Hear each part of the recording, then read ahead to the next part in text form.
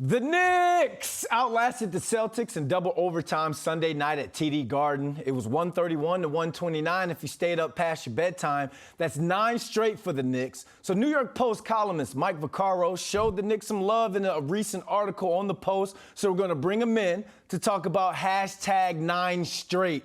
Mike, 9 straight, 2 big wins over the weekend. Both of them were thrillers, but most importantly, they were gritty wins. Let's talk game balls and give them out. Who are you giving game balls to for balling out this weekend? Well, Friday night it was obviously Julius Randle, who just he couldn't miss. Made 8 threes, scored 43 points, and really, and then made the biggest play of all in the final 1.1 seconds, making just a ridiculous 3 to win the game for them. So he definitely gets that game ball and signed by all of his teammates, no doubt. And for Sunday, it's got to be Immanuel Quickley. Look, Jalen Brunson missed the game. It was a game you easily could have seen the Knicks say, well, look, I mean, it was a nice run. Let's regroup and start again on Tuesday. And instead, they won the game against, one of the Eastern Conference's best teams. And Quickley was the reason. Scored 38 points, and he was just everywhere and on both sides of the floor. And really was a spark plug and certainly filled in nicely for Brunson. And so I think those are the 2 game balls this weekend, Brandon. Yeah, during this run or through the course of this run, we keep giving game balls to different players. Different players keep popping up and making plays in big moments. Let's continue to talk about Immanuel Quickley. Like, how big has he been for Tibbs and this team during this recent run?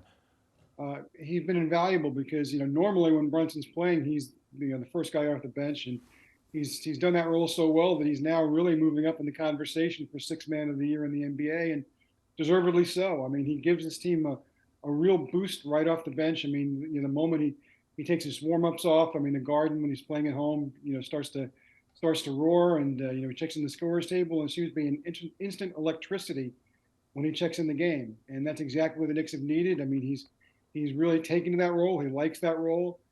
Just because he doesn't start, he's there at the end of most games anyway, and he was certainly there at the end yesterday. And in the second overtime, he scored the first 5 points and really, gave the Knicks a lead they never relinquished, and really was the boost that got them over the finish line. And he played 55 minutes. Think about that. So, which is pretty extraordinary, especially in today's NBA.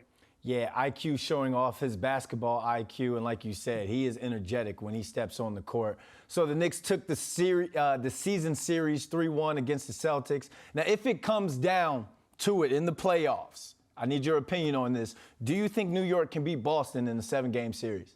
Look, I think they have a puncher's chance to beat anybody, to be honest with you. I mean, I think Milwaukee's probably a really bad matchup for them, but anybody else, they have a puncher's chance. And, when you have a puncher's chance, it also means you have a puncher's chance to lose. So, but if the Knicks get out of the first round of the playoffs, and they're likely to play the Cavaliers either as the 4 seed or the 5 seed, there's a very good chance that the Celtics might be waiting for them. And if they are, look, I mean, the regular season and the postseason really don't have much to do with each other, but certainly the Celtics would be thinking about what happened during the regular season. The fact is the Knicks won 3 or 4 and won both games at TD Garden, both games in overtime. So the Knicks won't be intimidated by playing in a very hard place to play.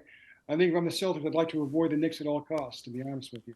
Like the title says on your article, they keep defying belief. Everyone make sure they check out Mike's article on the New York Post. Mike Vaccaro, thanks for joining us. Great talking to you, Brandon. Thank you.